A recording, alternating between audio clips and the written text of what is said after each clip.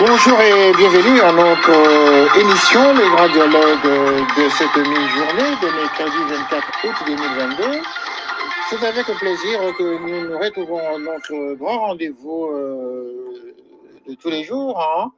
C'est une habitude déjà de discuter avec vous, de vous expliquer ce qui se passe à travers le monde, mais cette fois-ci, encore une fois, nous allons partir du côté de l'Est de la République démocratique du Congo. Vous savez que ce côté de la République est malmené par des troubles, par des mouvements qui perturbent justement la quiétude des populations à l'est de la République démocratique du Congo, qui est concernée par ces évasions au quotidien que connaissent ces populations. Mais pendant ces temps, le gouvernement de la République du Congo semble ne pas faire attention à ce qui se passe de ce côté-là, alors que le peuple se meurt à l'est du Congo. Ce jour, donc, nous allons parler des exilés de Bunagana et y compris également des exilés des Rutshuru, qui sont des peuples congolais qui sont victimisés par les perturbations causées par les différents mouvements justement qui perturbent ce côté, notamment le mouvement qui fait l'actualité pour le moment, c'est le M23 qui continue à faire, qui est à la une pour le moment. Alors, nous allons parler de ces exilés de Bunagana, y compris les exilés de Rutshuru, qui pour la plupart se retrouvent dans les pays voisins et d'autres qui affluent vers la grande ville de Goma. Et donc, nous allons parler avec Madame Monique Bouba, elle est patriote combattante. Et à la deuxième partie de cette émission, de ce grand dialogue, nous allons parler également avec M. Moïse Tibimena, qui est citoyen congolais qui vit dans le territoire de Rutshuru et qui a vécu aussi du côté de Bunagana, qui nous fait son témoignage, parce qu'il est un exilé qui est arrivé actuellement du côté de Goma. Voilà, Madame Monique Bouba, bonjour. Oui, bonjour, monsieur les journalistes. Bonjour à tous nos auditeurs de la radio RS News. Bonjour et bonne écoute. Merci beaucoup, madame. Vous êtes en direct justement sur URAS News hein, et également sur les antennes des Canal 54 TV. Et donc, pour l'intérêt de tous ceux qui nous écoutent pour le moment, pouvez-vous d'abord vous présenter, madame Bomba, pour ceux qui ne vous connaissent pas encore? Oui, moi c'est madame Monique Bumba. Je suis dans la province du Nord Kivu, précisément, je suis à Goma, où vraiment je suis une patriote aussi combattante qui est vraiment à côté de nos frères et de nos familles, nos parents, et qui sont déplacés, qui sont plusieurs mois dans la ville de Goma. C'est pourquoi vraiment je suis une patriote.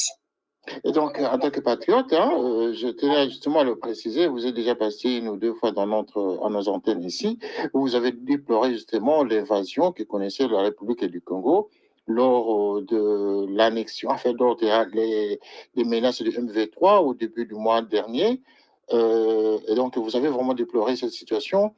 Et aujourd'hui, en cette occasion, vous vouliez justement nous faire un témoignage des exilés de Bunagana et surtout les déplacés des Rutshuru qui sont arrivés à Goma. Madame, pour le cas précis, de quoi s'agit-il au juste? Oui, mais c'est les journalistes. Vraiment, nous sommes devant une situation qui est vraiment confuse pour nos familles, pour nos frères, pour nos mamans, pour nos papas. Ils vivent vraiment dans de mauvaises conditions. Ils sont là et ils ne trouvent pas de l'aide. Ils sont là vraiment et il y a aussi des enfants qui devraient aussi passer les examens de l'INAFEP. Et certains d'entre eux n'ont pas passé ces examens. Il y a aussi certains des finalistes aussi n'avons pas eu aussi accès de passer aussi les examens d'État. Ils sont là, mais ils vivent vraiment ils vivent dans de mauvaises conditions. Nous avons un cas, il y a une dame qui était vraiment enceinte. Madame, excusez-moi, avant de parler de madame qui est enceinte, qui a des situations compliquées, vous venez d'évoquer le cas des enfants qui n'ont pas passé leurs examens d'État. Essayez de nous situer le contexte géographique de ces enfants. Est-ce que ce sont des enfants qui sont dans le territoire de Rutshuru ou de Rutshuruville ou ceux qui sont du côté de Bunagana? Bon, vous savez, dans les territoires de rupture, il y a aussi des quoi. Nous avons des enfants qui étaient à Rugari. Oui. Il y a des enfants de Rugari. De Rubare, il y a les enfants d'une partie de Jomba, il y a des enfants d'une partie de Tamugenga, il y a aussi les enfants du côté de Rutiro. Vous savez, ils sont là. Nous avons au moins les écoliers là qui devaient passer les TENAFEP. Nous avons 15 écoliers qui sont là, qui n'ont pas passé l'examen des TENAFEP. Et donc, ils n'ont pas passé ces examens d'État à cause de quoi, madame? Quelle a été la raison principale la raison qui a empêché à ces enfants de passer leur test final? Les enfants que vous attendez ici, les 15 enfants qui devaient passer l'examen des TENAFEP, d'ailleurs, premièrement, ils sont des orphelins. Donc, quand il y a eu affrontement dans leur village, ils étaient dispersés avec leurs parents. Il y a certains de leurs parents étaient tués.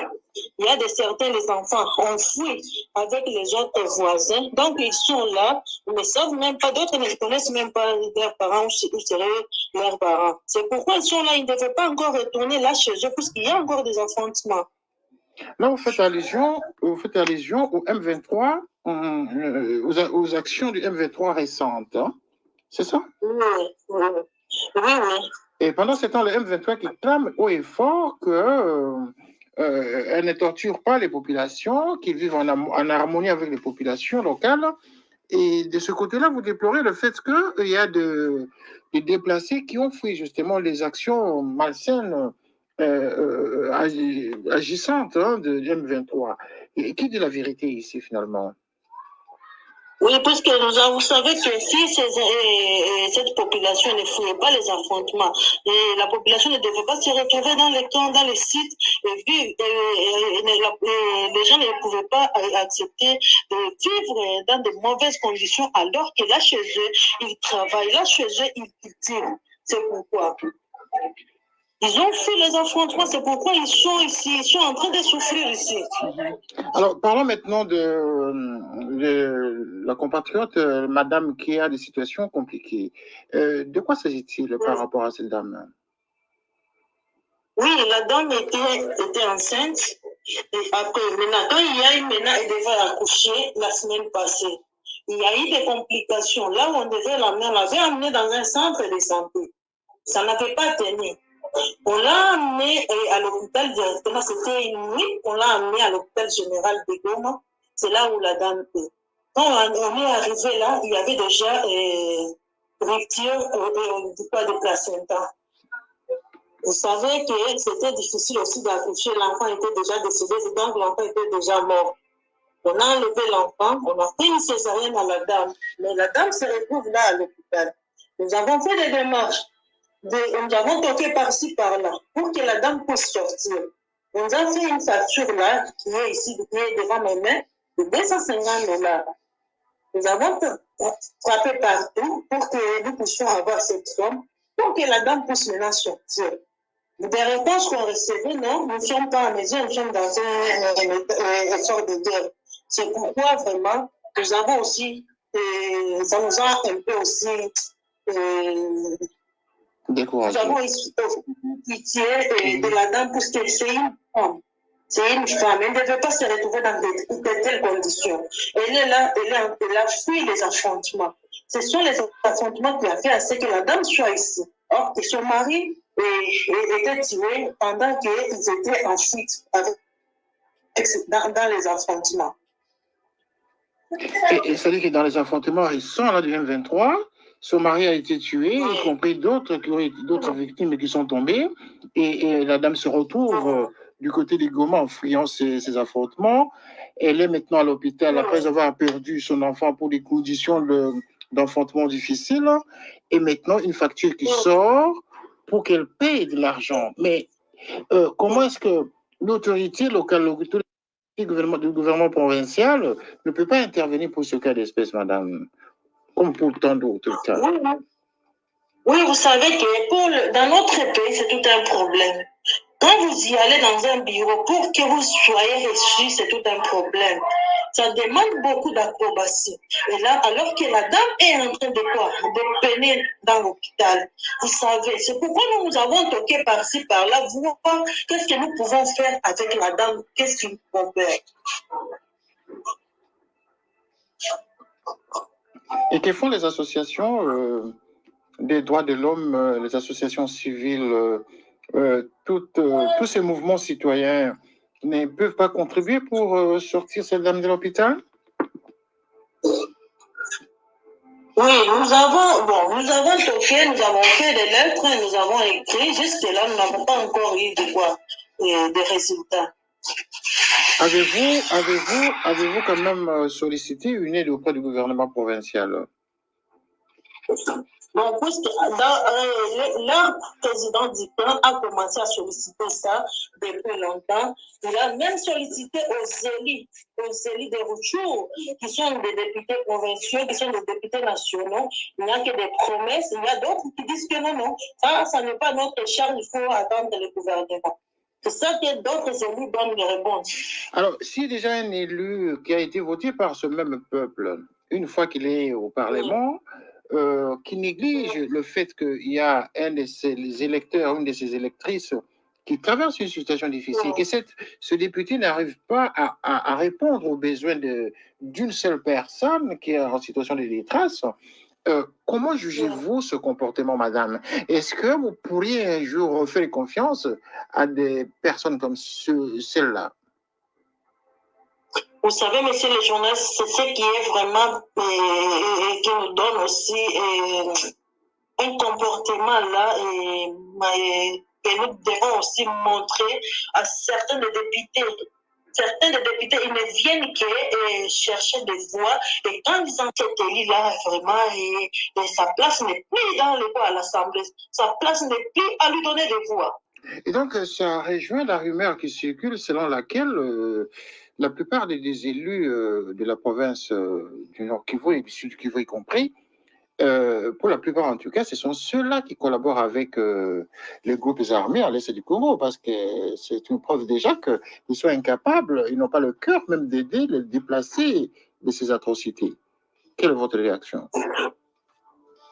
Bon, à certains des élus comme ça, oui, les rumeurs peuvent circuler, puisque quand vous dites que nous avons un élu, nous pouvons faire un recours à lui. Et quand vous l'appelez au téléphone, il vous passe soit son secrétaire, soit lui-même il vous décroche et il vous dit non, je vais vous rappeler. C'est après des longues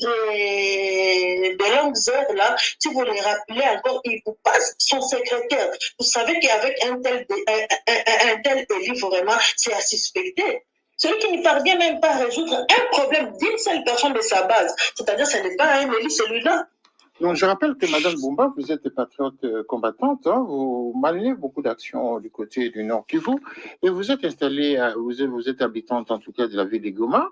Ce n'est pas pour la première fois que vous agissez justement dans ce genre de situation.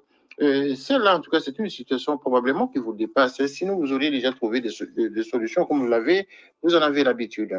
Alors, pouvez-vous nous dire ici, madame, parmi les élus, en tout cas nationaux, hein, les élus nationaux, ceux-là qui siègent dans l'hémicycle au Parlement à Kinshasa, pouvez-vous nous en donner quelques noms ici? Oui, je sais qu'avec les déplacés, Moïse va vous donner vraiment tous les noms de ces élus-là. Et puisque ils ont même appelé ces élus-là. Il y a de ces élus qu'on avait appelés même à ma présence. Ils n'ont pas voulu le téléphone. Donc, je rappelle auprès de nos auditeurs, hein, le Moïse dont Madame venait de mentionner, c'est l'invité, hein, l'intervenant qui va parler tout à l'heure après notre première partie avec Madame Bumba. Madame Bumba, nous allons continuer notre échange. Alors, lorsque vous voyez les déplacés venir de Rutshuru, d'autres venir de Bunagana, pouvons-nous considérer que Bunagana se vide de sa population et quel est le positionnement actuel du M23? Oui, parce que jusqu'à maintenant, quand un déplacé continue à vivre dans de mauvaises conditions, Donc, la ville de quoi Bunagana est toujours sous contrôle du M23. Il y a de nos déplacés qui ont fui de l'autre côté. Il y a d'autres qui sont encore ici à Goma. Jusque-là, donc, pour eux, nos déplacés aiment voir à ce que le gouvernement puisse ramener la paix pour qu'eux aussi puissent retourner. Et d'autres sont en train de se dire bientôt la rentrée scolaire. Nos enfants vont encore chômer comme ils ont encore chômé cette année. Ils se posent encore beaucoup de questions. C'est-à-dire que les populations de ce côté-là sont abandonnées à elles-mêmes. Elles n'ont pas le soutien ni du gouvernement provincial, le gouvernement des militaires qui est installé du côté du Nord Kivu, n'apporte aucune solution finalement, à vous entendre parler. Non, monsieur le journaliste, s'il y avait un soutien, on devrait le dire tout haut et on devrait encourager. Et quand nous parlons de cela, c'est-à-dire qu'il n'y a pas un soutien. Ils sont en train de vivre dans de mauvaises conditions. Et à quoi donc sert cet état de siège ou d'urgence, quoi qu'il ait, à quoi sert cet état-là qui a été mis en place par le gouvernement de Kinshasa à travers la proposition du chef de l'État congolais? À quoi sert cela? Oui, bien sûr que l'état de siège aussi peut en vouloir travailler, mais quand ils sont dans les ordres au niveau national, eux ne peuvent pas prendre des décisions alors qu'ils sont contrôlés à partir du niveau national. Pour eux aussi, c'est une difficulté aussi. Ils en trouvent aussi une difficulté, puisque c'est qui devrait vraiment leur donner les ordres pour qu'eux aussi exécutent ça. Mais ils ont déjà reçu la mission de Kinshasa pour s'installer, madame, dans cet état de siège. Ça y est, de prendre les initiatives locales, hein? N'est-ce pas? Oui, bien sûr, ils sont là. Ils ont reçu la mission de s'installer, bien sûr. Ils pouvaient recevoir une mission. Mais la mission qu'on vous a donnée, peut-être vous ne serez pas en mesure de faire d'autres tâches ou d'autres activités sans que le niveau national puisse vraiment vous envoyer. Si bien sûr qu'il y avait, le niveau national avait donné les ordres au niveau provincial, je crois que nos frères qui sont en train de peiner dans des camps ne devraient pas vivre dans ces conditions.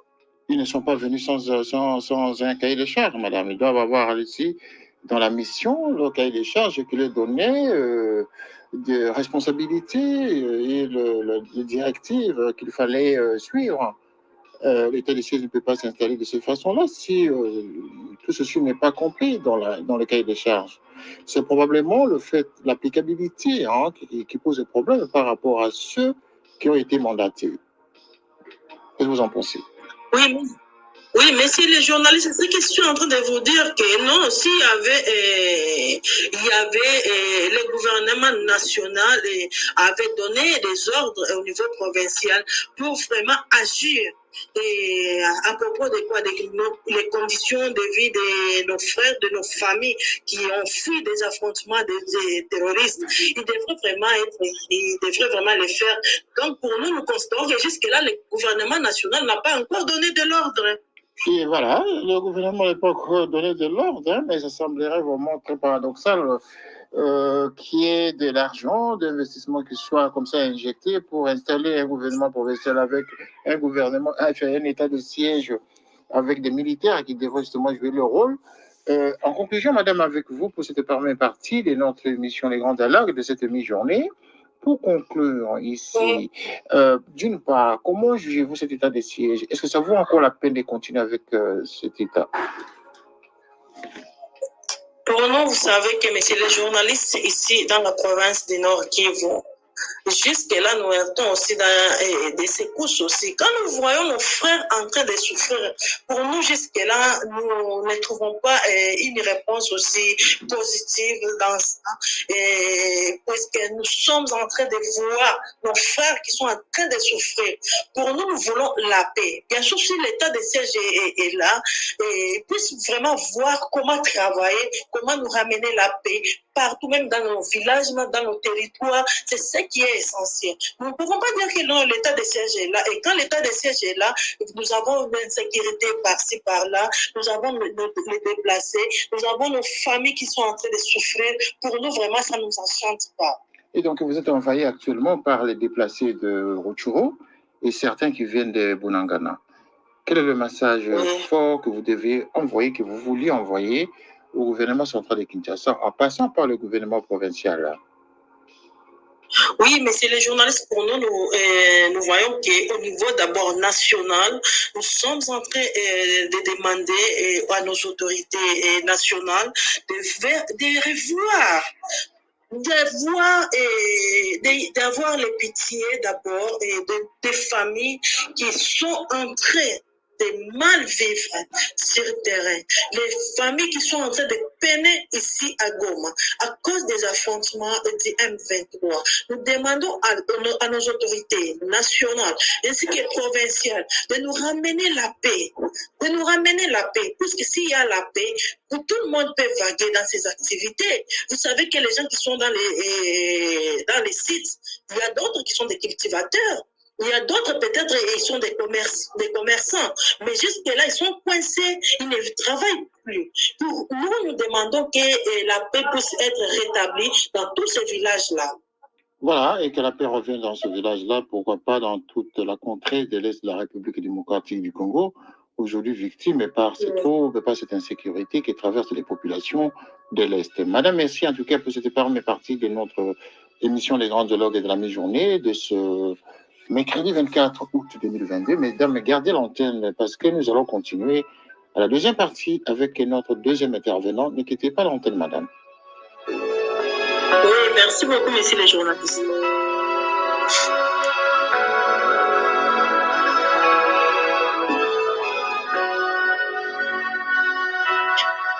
Merci. Nous allons continuer maintenant notre deuxième partie de notre émission Les Grands Dialogues de ce mercredi 24 août 2022 sur les antennes de Eras News et de Canal 54 TV à partir de nos studios de Londres.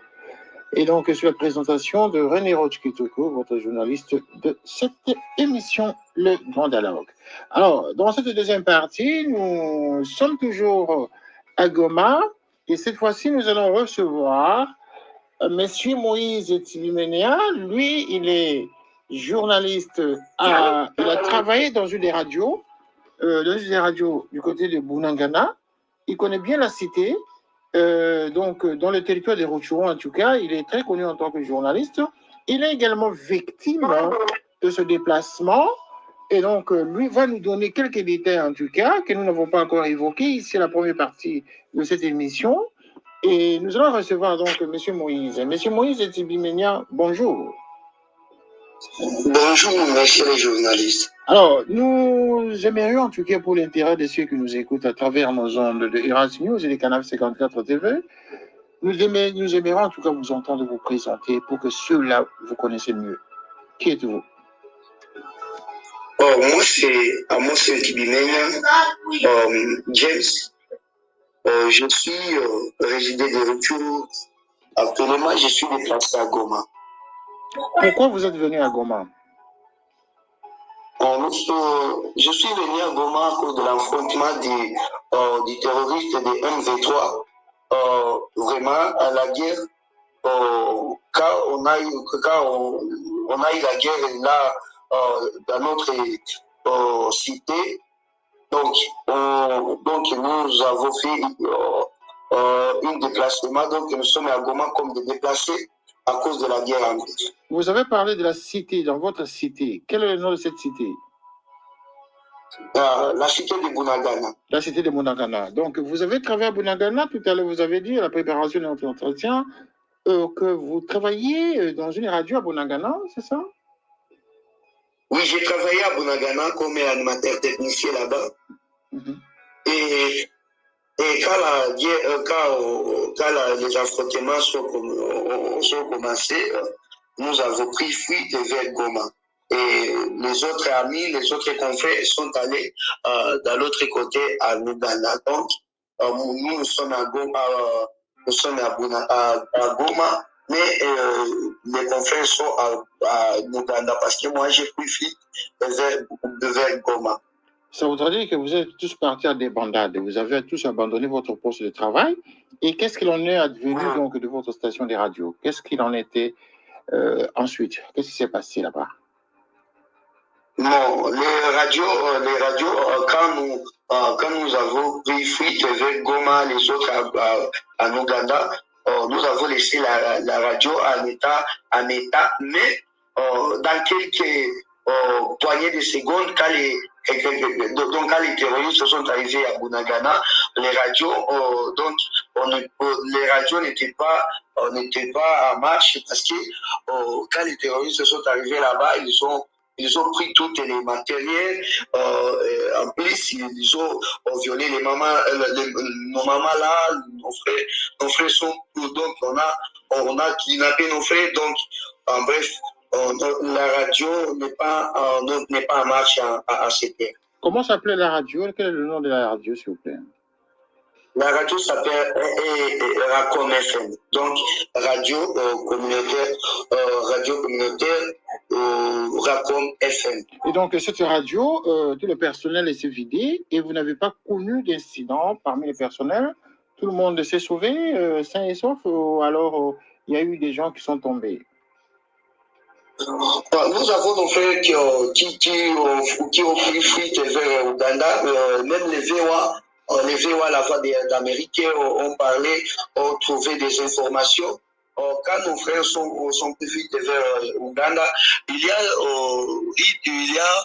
des nos frères qui ont été trouvés à Bunaga et retrouvés à Ouganda. Et puis les terroristes ont pris nos frères. Ils ont kidnappé nos frères, les faire retourner à Bunagana. Donc il y a des frères qui ont été kidnappés à Bunagana, plutôt en Ouganda. Donc on les a retournés à Bunagana. Et quelle a été la suite pour eux? Donc, jusqu'à maintenant, nous n'avons pas la suite. Donc, nous n'avons pas les informations justes parce qu'on n'est pas. Donc, moi, je n'ai pas les informations totales parce que jusqu'à maintenant, nos frères sont. Donc, nous n'avons pas les informations envers parce que quand les terroristes ont pris nos frères, les téléphones ne sont pas en marche. Donc, on n'a pas les informations à propos des. Alors, les frères dont vous faites allusion ici, ce sont vos collègues, hein, les collègues des travailleurs. Vous vous appelez les frères. Pour l'intérêt de nos auditeurs, hein, je tenais justement à le préciser. Quand vous dites les frères, vous sous-entendez ici vos collègues de travail, n'est-ce pas? Oui. Voilà. Alors maintenant, lorsque vous entendez les M23 qui clament tous les jours qu'eux ne maltraitent pas les populations locales, qu'ils vivent en convivialité avec les populations, qu'ils mangent avec eux, qu'ils sont ensemble, que les populations sont dans la quiétude et que même ils les considèrent comme étant leurs mamans, leurs papas, leurs frères et sœurs, qui ne peuvent pas toucher même à leurs cheveux. Qu'est-ce que vous en pensez? Quelle est votre réaction lorsque vous entendez cela? Quand on vous dit que, monsieur les journalistes, quand les gens disent que les M23 sont nos frères, donc quand quelqu'un est terroriste, là, donc il a une mauvaise guerre. Donc, quand les M23 sont arrivés dans les territoires de Rutshuru, il y a un de nos frères qui ont été tués, il y a de nos sœurs qui ont été violés, il y a de nos mamans qui ont été tuées, même violées. Il y a des enfants qui ont été orphelés à cause de la guerre des terroristes de M23. Alors, quand les gens disent que les M23 sont nos frères, donc ils ne peuvent pas nous toucher, ils ne peuvent pas. Donc c'est mentir. Donc c'est chercher des bons statuts, mais donc les M23 vraiment selon les vraies informations, les M23 vraiment ne veulent pas vivre en bonne collaboration avec la population.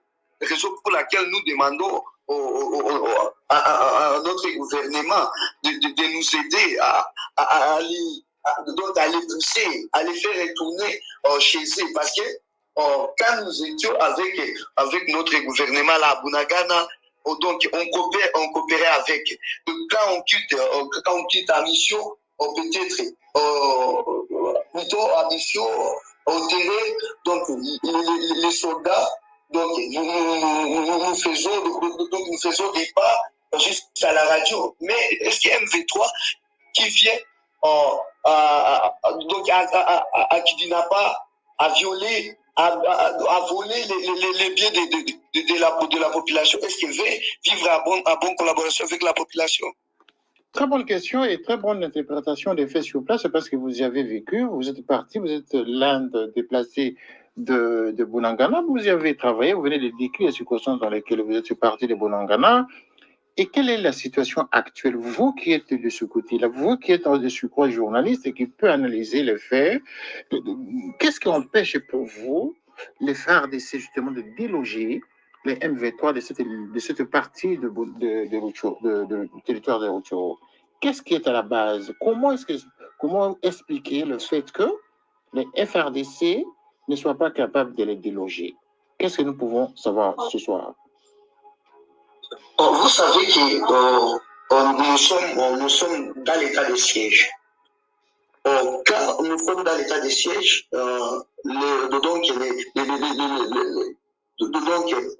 les commandements quittent à Kinshasa. Et quand nos soldats sont en train de se battre avec les terroristes, là, il y a des ordres. Quand on donne des ordres de continuer la guerre, les soldats peuvent continuer la guerre. Et quand les soldats, on leur dit que les autorités partent peut-être donc quand les autorités, plutôt politiques ou bien les gouvernements partent on dit quoi? J'oublie les termes qu'on utilise. Donc, il y a nos soldats qui ne reçoivent rien dans les guerres. Donc, les gouvernements, nous manquons aussi, les gouvernements ont rejeté l'Est de la RDC pour les retours. Donc, quand nos soldats viennent, ils viennent dans les affrontements avec les missions de faire retourner les M23. Mais dans quelques jours, nous écoutons que les autorités ont dit qu'il faut arrêter les guerres. On va coopérer, on va chercher des solutions, des solutions en coopération. Nous manquons aussi si on va arriver en quoi? Parce que nous, les déplacés provenant de Rutshuru, donc nous sommes à Goma. À Goma, on achète de l'eau. Nos mamans violées, ils ont besoin de la vie aussi. Les orphelins aussi. Donc, nous manquons aussi les problèmes. Et à Kinshasa, ou c'est ici au gouvernement provincial, donc nous manquons aussi. Jusqu'à maintenant, nous n'avons pas de précision. Si la guerre, si la guerre va continuer ou la guerre va s'arrêter. Ou si l'M23 va retourner, ou si les FARDC va les battre, donc va les battre. Donc, jusqu'à maintenant, nous n'avons pas de précision. Et donc, vous êtes en quelque sorte abandonné à vous-même. Hein? Votre sort, au moment où vous êtes livré à votre propre sort, en d'autres termes. Nous voyons que les gouvernements nous ont abandonnés. La fois passée, les gouverneurs étaient à Rutshuru, le dimanche. Donc, le 21, le gouverneur était à Rutshuru. Et puis, il a dit aux populations que les guerres que nous voyons, ce n'est pas les petites guerres. Donc, c'est une guerre politique. C'est une guerre qu'on peut faire, donc, qu'on ne peut pas fuir, qu'on ne peut pas faire vite. Donc, c'est petit à petit. il a fini en disant qu'il va donner les problèmes du territoire au chef de l'ordre, le président de la République, monsieur, donc papa, le président de la République, Antoine Tshisekedi. Donc jusqu'à maintenant, nous n'avons pas la réponse totale. En d'autres termes, le gouverneur du Nord Kivu, le gouverneur militaire qui est venu justement pour mater, vous amadouer à la manifestation qui devait avoir lieu parce qu'il était prévu une manifestation le 21 août qui devrait partir de Rutshuru jusqu'à Goma avec le mouvement citoyen qui avait voulu justement faire la manifestation. Et donc, le gouverneur provincial est arrivé justement pour calmer les esprits des gens en vous tenant ce genre de discours en disant nous allons rapporter l'information, les revendications, mais que cette guerre, ce n'est pas une guerre qu'il faut mener à la hâte parce que c'est une guerre politique.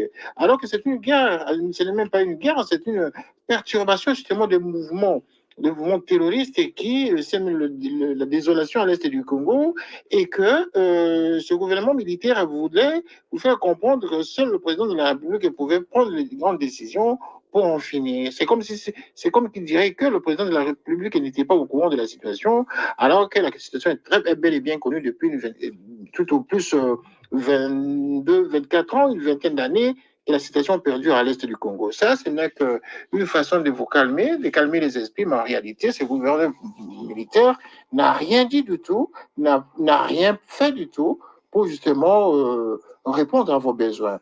Alors, est-ce qu'il est arrivé quand même à résoudre le problème des sinistrés qui sont victimisés aujourd'hui par cette situation de guerre? Est-ce que le gouvernement s'est adressé justement aux victimes? A-t-il quand même résolu les problèmes sociaux et économiques? Vraiment, jusqu'à maintenant, messieurs les journalistes, la vie que nous menons ici à Goma, donc c'est une vie vraiment qui est... Je parle de l'arrivée du gouverneur militaire le week-end passé, le dimanche 21, où il est venu à Goma. Est-ce qu'en dehors de vous avoir tenu ce discours-là, de vous calmer et qui devrait rapporter l'information, la situation au président de la République, en dehors de cela, quelle a été l'action humanitaire qu'il avait posée à l'endroit des sinistrés et à tous les déplacés, ceux qui sont victimes à Rutshuru? Parce que c'est à Rutshuru qu'il est arrivé le week-end passé. Et quelle action a-t-il mené justement pour calmer la situation tant soit peu? L'action qui est amenée, donc c'est immoral seulement. Donc c'est immoral, mais donner donc aux populations ce qu'on appelle donc pour en soigner. Après, il a tourné à Goma. Mais donc pas une action, pas l'action humanitaire donc qu'on a donné aux populations. La population, il mène une vie donc, qui est donc une vie donc, qui est merde. Nous manquons aussi, nous sommes rejetés avec les humanitaires, avec le gouvernement. Vraiment, on se dit moral seulement, mais pas une action humanitaire. Donc, aucune action posée par le gouvernement provincial, le gouvernement militaire provincial. Et donc, pour vous, comment interprétez-vous l'état de siège? Est-ce que l'état de siège a encore son importance, d'après vous? D'après moi, vraiment, je ne peux pas mentir. Je ne peux pas mentir. Ni les politiciens, donc ni les députés provenant des Rutshuru, donc ils ne font rien. Non, quand on dit pourquoi vous nous rejetez comme ça, ils disent que le pouvoir, donc nous n'avons pas le pouvoir. Le pouvoir sont aux militaires. Alors, allez dire aux militaires de vous aider. Après, nous manquons si on va faire aussi, qu'est-ce qu'on va faire donc, qu'est-ce qu'on va faire? Quand on dit aux politiciens civils, nous dit d'aller donc aux soldats, aux militaires. Et quand on arrive aux militaires, ils nous disent de patienter. Nous, encore, si nous sommes rejetés à cause de quoi? Nous ne sommes pas des Congolais ou bien?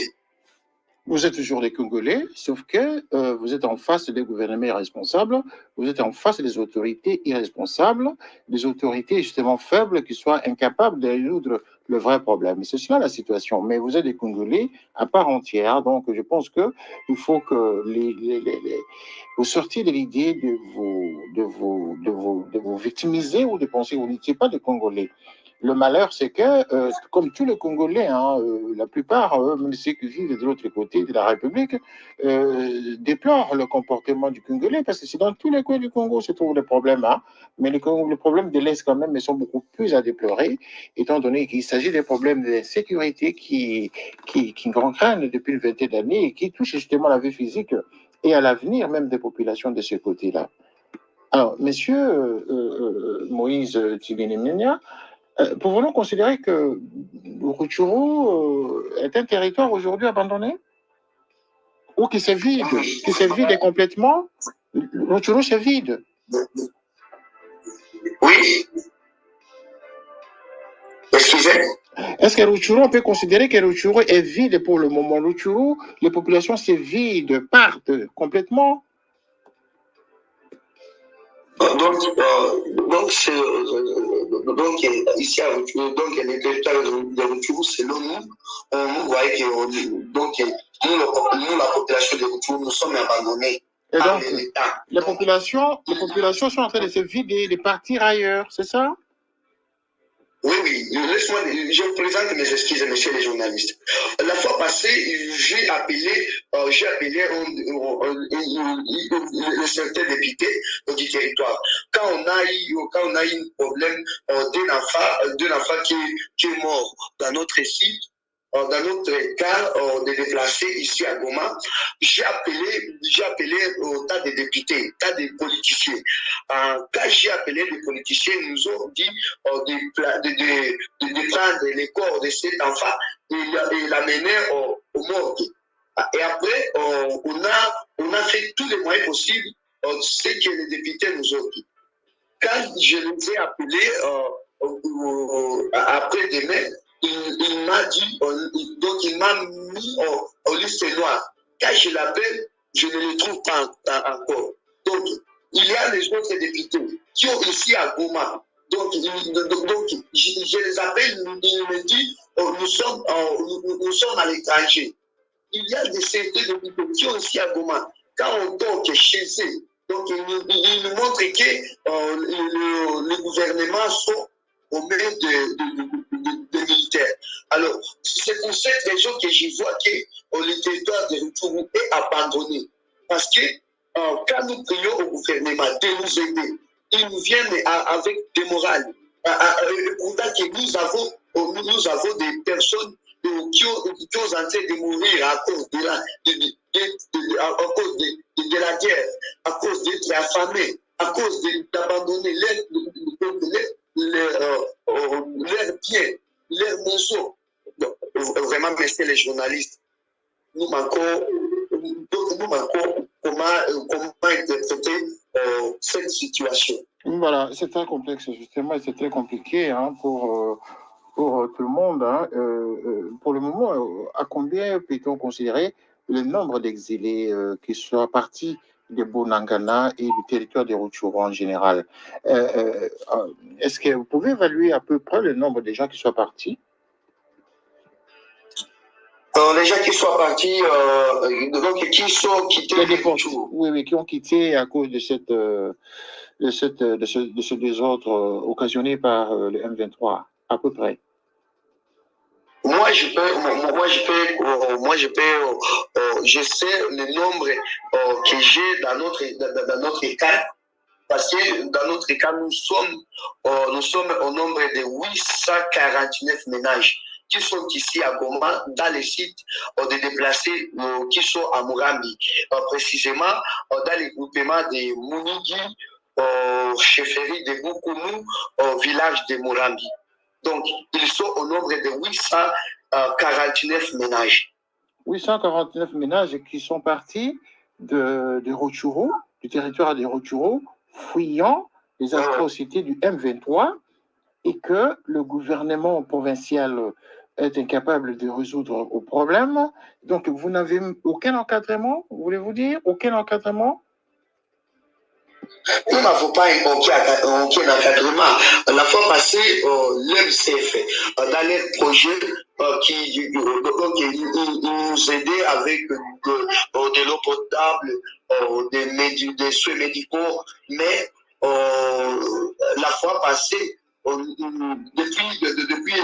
depuis la semaine passée, nous n'avons pas d'eau potable. Donc, quand on nous apporte de l'eau, on nous apporte une seule fois, une seule camion. Et donc, l'eau sont insuffisantes.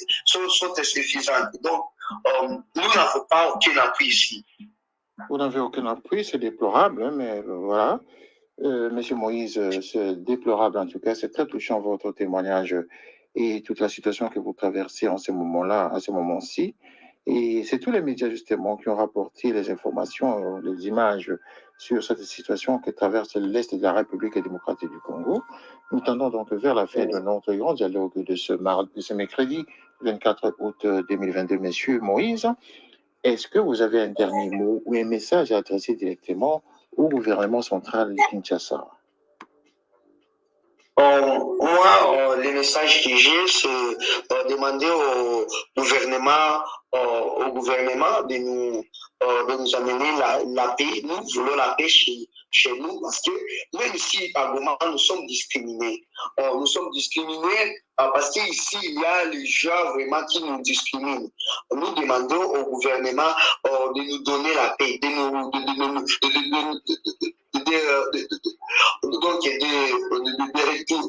faire retourner chez nous à Rutshuru. Parce que chez nous, nous avons des chats, nous sommes des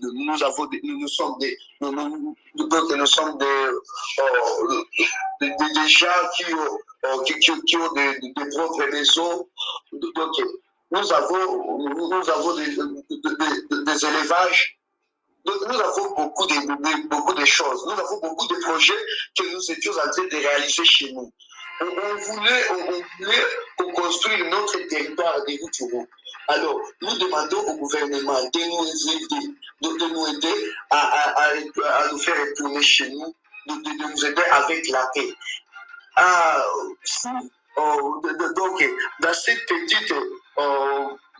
cette petite jour que nous avons ici à Goma, nous demandons au gouvernement de nous aider avec des soins médicaux, de nous aider donc les enfants orphelins, les mamans violées, d'aider les femmes vulnérables, les papas vulnérables. Donc, nous n'avons pas l'unité ici à Goma. Nous n'avons pas où toucher. Nous n'avons pas où trouver même l'eau à boire. Donc, nous manquons même où dormir. Nous n'avons pas même des bâches parce que les gens dorment à l'intérieur. Donc, nous demandons au gouvernement de nous aider vraiment. Nous prions encore une fois d'apporter la paix chez nous. Donc, de se péter ça les derniers mots que j'ai au gouvernement. Et au président de la République directement en 30 secondes. Oui, au président de la République, Antoine Tshisekedi. Donc, nous souffrons beaucoup et nous savons qu'il veut travailler pour nous. Mais les informations, si les informations n'arrivent pas chez lui, nous ne sait pas. Alors, nous demandons si les gouvernements, si nos militaires échouent à combattre, à faire retourner les terroristes là, qui nous donnent l'occasion de retourner chez nous et aller chercher la paix. Nous-mêmes, la population. Nous avons cette ambition. Si le gouvernement échoue, il nous donne l'occasion d'arriver là et nous récupérons notre territoire nous-mêmes. Et si le gouvernement ne veut pas que nous, la population du territoire de Rutshuru, faire cette action de faire retourner les terroristes là, qu'ils nous aident de les faire retourner eux-mêmes en cas où le gouvernement vont faire les affrontements là. Il y a nos mamans qui meurent à cause de la famille, à cause des maladies, des soins médicaux. Merci. À cause. Oui, merci beaucoup. Merci beaucoup, vous avez tout dit, hein. Vous avez dit ça, il y a beaucoup de tortures, les mamans sont violées, hein. Il y a des assassinats, il y a tout ça à partir de ce désordre que sème justement tous ces mouvements terroristes à l'Est et la République démocratique du Congo. C'est un message que vous avez lancé et au gouvernement et au président de la République et directement le chef des institutions de la République qui pourrait justement écouter ce grand dialogue de cette mi-journée, hein, de ce mercredi 24 août 2022. En tout cas, c'est avec plaisir que nous terminons notre mission hein, avec vous, Monsieur Moïse Tibimenia. Initialement, nous avons parlé avec Madame Bouba Monique, hein, qui est patriote et combattante. Vous, Monsieur Moïse Tibimenia, vous êtes journaliste, vous avez travaillé dans la cité de Bunagana. En tant que journaliste, vous étiez donc technicien, chef des opérations techniques au niveau de la radio. Merci en tout cas d'être venu nous donner votre témoignage, messieurs. Et en tout cas, c'est avec un grand plaisir que nous vous quittons. Et à très bientôt pour une prochaine édition. Hein. Merci beaucoup. Vraiment, je serai ravi d'être invité encore une fois. Merci, à très bientôt. Au revoir. Merci beaucoup. Voilà, nous sommes à la fin de cette édition. Vous avez suivi donc ces deux témoignages, qui sont des témoignages très poignants, des témoignages justement de citoyens congolais qui sont traumatisés par ce qui leur arrive. Donc, ici, il est appelé au gouvernement de la République de faire quelque chose justement pour soulager les populations de l'Est et tous ces déplacés qui sont partis de Bunagana et d'autres de Rutshuruville, qui se retrouvent tous dans des camps de concentration en quelque sorte, hein, dans les sites où ils sont placés pour attendre justement à ce que la paix revienne dans leur territoire. Merci d'avoir suivi donc cette grande édition du Grand Dialogue de ce mercredi 24 août 2022. Et donc ce fut votre humble serviteur René Rochkitoko. Au revoir.